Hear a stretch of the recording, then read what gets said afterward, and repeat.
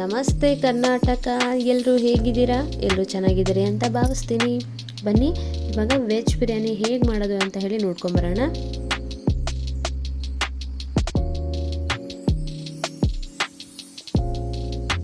ಮೊದಲಿಗೆ ಒಂದು ಕುಕ್ಕರನ್ನು ತಗೊಳ್ಳಿ, ಅದನ್ನು ಬಿಸಿ ಆಗೋಕ್ಕೆ ಬಿಟ್ಟು ನಂತರ 2 ರಿಂದ 3 ಚಮಚದಷ್ಟು ಎಣ್ಣೆ ಹಾಕ್ಕೊಳ್ಳಿ. ಅದು ಕಾದ್ಮೇಲೆ ಬಿರಿಯಾನಿ ಮಸಾಲ ಹಾಕ್ಕೊಳ್ಬೇಕು. ಚಕ್ಕೆ, ಲವಂಗ, ಎಲೆ, ಹೂವು ಎಲ್ಲನೂ, ಸಾಜೀರ.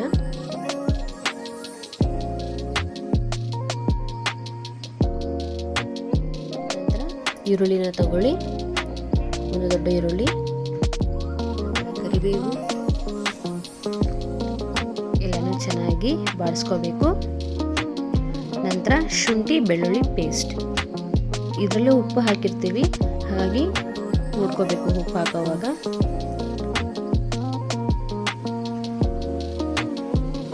ನಂತರ ಒಂದು ಟೊಮೆಟೊ, 1 ರಿಂದ 2, ಬದನೆಕಾಯಿ 2, ಸೌತೆಕಾಯಿ 1, ಆಲೂಗಡ್ಡೆ 1, ಕ್ಯಾರೆಟ್ 2, ಬೀಟ್ರೂಟ್ 1, ಎಲ್ಲನೂ ಚಿಕ್ಕದಾಗಿ ಕಟ್ ಮಾಡಿದ್ದೀನಿ. ಎಲ್ಲ ತರಕಾರಿನೂ ಹಾಕ್ತಾ ಇದ್ದೀನಿ. ನಂತರ ಎಲ್ಲನೂ ಚೆನ್ನಾಗಿ ಬಾಡಿಸ್ಕೋಬೇಕು.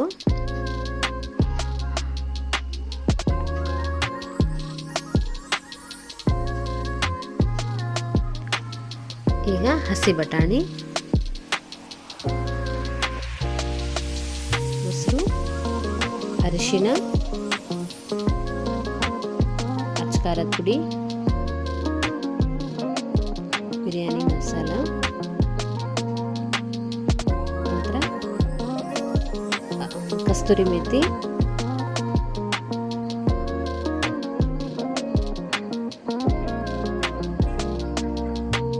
ಎಲ್ಲನೂ ಚೆನ್ನಾಗಿ ಬಾಡಿಸ್ಕೊಳ್ಬೇಕು.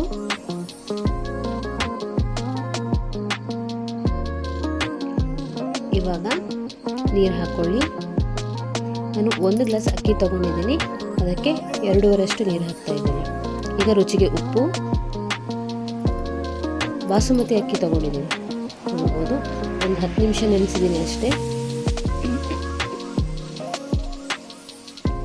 ಇವಾಗ ಕೊತ್ತಂಬರಿ ನೋಡಿ, ಇವಾಗ ಕುದಿ ಬರ್ತಾ ಇದೆ. ಇದನ್ನು ಒಂದು 3 ವಿಜಿಲ್ ಆಗೋಷ್ಟು ಕೂಗಿಸ್ಕೋಬೇಕು.